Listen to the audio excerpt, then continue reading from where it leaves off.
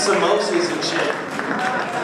We can art and feel good about ourselves, but you know, let's remember real activism's in the streets, right? This is nice. We come together on Saturday, but don't forget to vote and arouse your neighbors and instigate debate and discussion and have a good time. And smoke pot.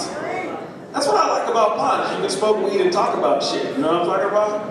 Life, liberty, and the pursuit of happiness. Write that down. We'll forget. Don't forget. You know what I'm talking about? I would like to smoke a joint with George Bush and then punch him in the face. No, I'm not violent. I haven't had a fight since 10th grade. I don't have to fight. I'm kind of funny. I got some weed. Let's negotiate. You know, it shouldn't even come to a fight.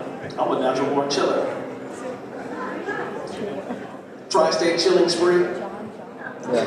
Stop me before I chill again. It's cool. We'll get used to each other. You guys just looking at me like, so this is what happened to the fat kid in PM Doll. When did Hootie get a weave? Somebody's just looking at me like Trout right now. Talk about your dick or something. It's huge. I'm just seeing what's gonna work, you guys. Test the level of the crowd. I'm trying to get a feel. Some of y'all feel me already. Some of y'all is low and getting lower. But look. Higher and getting higher. How about fun? Your next speaker right now, everybody's on the cabaret trail. You guys put your hands together, give up. Terence Hallinan!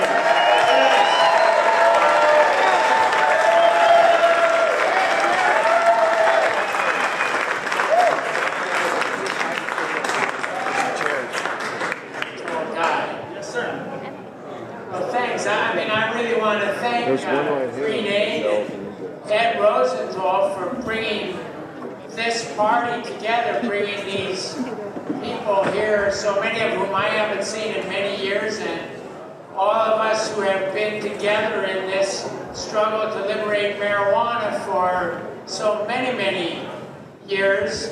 I mean, you really look around on your left hand, on your right hand, there's somebody there who has been part of this effort for so many years, and it makes you realize that there's a lot more to marijuana than just getting high, that there is something about this herb that transcends, as I say, just getting high, really. I remember many years ago, I had a client who came to see me. His name was Frank Werber, was a kind of well-known guy, and he'd been arrested with 265 pounds of marijuana. They had a pretty cold case against him. It was in his house, and they followed him there. And he came and told me that he wanted to use a defense, a religious defense, for the marijuana.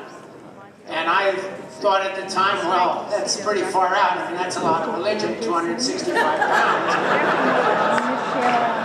But he didn't really have much else available to him, so I agreed that I would go ahead and put that defense together for him. So we went ahead and we put on a trial in Marin County, and you know, it involved Tommy Smothers, and it involved finally climaxed in Alan Watts, who gave a philosophical basis for what he was talking about.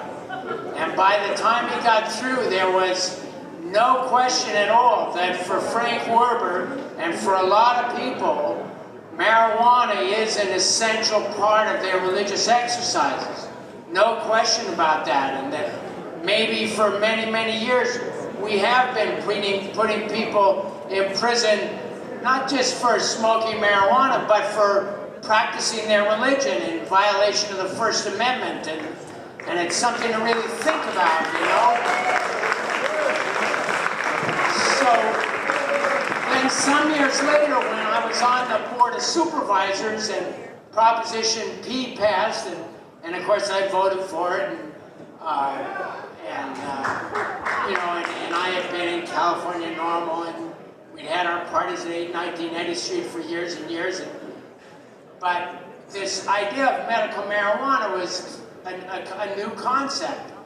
And when Dennis came to me after it passed and said, you know, the charter says when a position like this passes by the voters, it's up to the Board of Supervisors to pass some enabling legislation, and would you please do that for me? I had this experience with marijuana, having opened my eyes on this religious issue, and I said, well, sure, Dennis, I'll be willing to try that out. So the two of us put together a hearing, and that hearing was one of the most moving things that I have ever participated in. I mean, there was a police commissioner undergoing chemotherapy treatment. There were 3 of the 10 people still receiving at that time legal medical marijuana. They were hemophiliacs who had contacted AIDS through blood transfusions. There were individuals after individuals, including doctors and scientists and really knowledgeable people, who came and told how marijuana did alleviate their pain and did alleviate their suffering, and how it made them possible to continue on life, and it had added years to their life. And I'm telling you, by the time they were through, there was not a dry eye in the house. And I actually ran over with the chief of police who was standing there, and we drew up this resolution making medical marijuana the very lowest priority for law enforcement in San Francisco. That was prior to Proposition 215.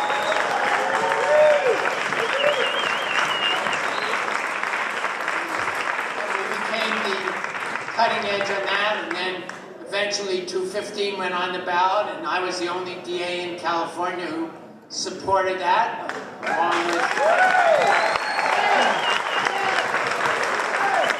80% of the voters in San Francisco and the majority of the state. And now we've seen a situation where I'm running, as you all know, for district attorney again in November.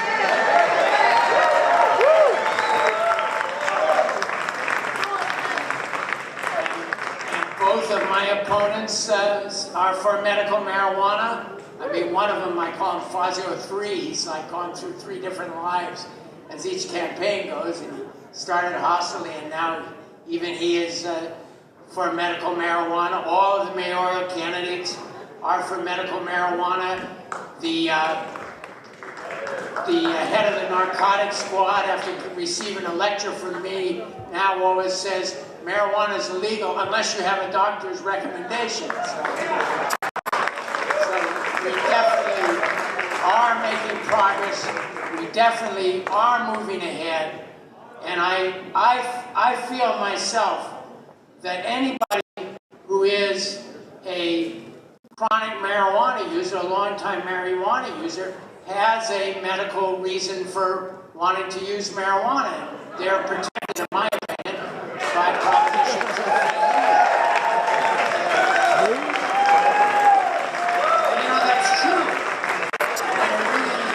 It really is true. Whether you've got a doctor's letter or you don't have a doctor's letter, I do believe that's true. And I look forward to the day when the prohibitions against marijuana as a whole are repealed. I do agree with Carol, and I myself am about as strong a proponent as medical marijuana as you can be, because I see it as a reasonable position at this time, and that particularly if you give it the interpretation of Proposition 215, which includes psychiatric conditions and personality disorders and hangnails and a whole lot of other things that are alleviated by marijuana, that's a position that I can live with. So I won't go on with this speech, and I'm sounding like I don't know. Maybe I don't science and stuff. But I am up for re-election in November. I think it's an important election. It is for the DA's office, and it is for the mayor's office. The city of San Francisco is facing the choice between left and right in this election, and get your numbers straight. Look at that voter's handbook. There's some clear choices to be made in there, as there's some clear choices to be made in the district attorney's office. And if we make those right choices and we all work together, we can do it. I think the next 4 and the next 8 years can really see some tremendous progress made in San Francisco, made in California, and everything seems to start here, hopefully through the rest of the country, as people really begin to appreciate the powerful, beneficial effects of marijuana. Thank you. Well, that's not equivocal. He's not Terence Hallinan, everybody, make some noise, come on. And don't forget to vote, he's right.